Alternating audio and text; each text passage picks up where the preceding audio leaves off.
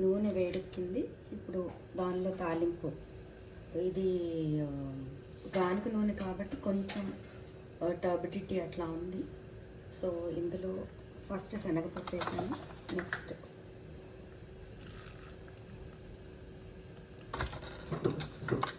ఆవాలు, జీలకర్ర, మినప్పప్పు, ఒక తాలింపు మిరపకాయ,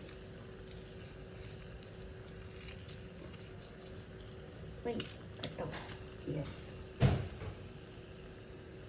ఇది అవుతుండగా ఇవి అరకిలో బెండకాయలు, ఉల్లిపాయలు, ఒక ఉల్లిపాయ, అరకిలో బెండకాయలు, దానిలో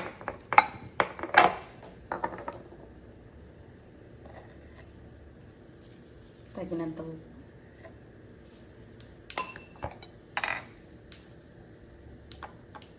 పసుపు. ఈ లోపల నా తాలింపు రెడీ అయిపోయింది. ఇంట్లో వేసేస్తున్నాను. తర్వాత ఒక స్పూన్ తీసుకొని పైకి కిందకి మొత్తం నీట్గా కలిపేసేయాలి.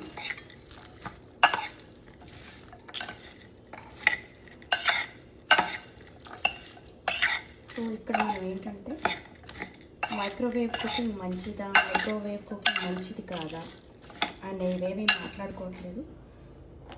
నీట్గా కలిపాను. నూనె నీట్గా పైకి కిందకి అంతా వెళ్ళిపోవాలి. మైక్రోవేవ్ కుకింగ్ మంచిగా కాదా అంటే it is a non ionizing radiation అంటారు. With the properties. ఇది నా మైక్రోవేవ్.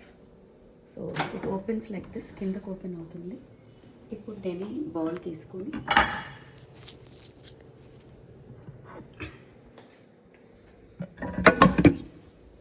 మైక్రోవేవ్లో ప్లేస్ చేశాను, క్లోజ్ చేశాను. అండ్ ఇది 1/2 kg కూర కాబట్టి మీరు చూసారు కదా, ఇంత గ్లాస్ బౌల్లో వెడల్పుగా చక్కగా సరిపోతుంది. దీన్ని నేను ఇప్పుడు 7 minutes, ఇది ఎవ్రీ 30 secondsకి 7.5 minutes పెట్టాను.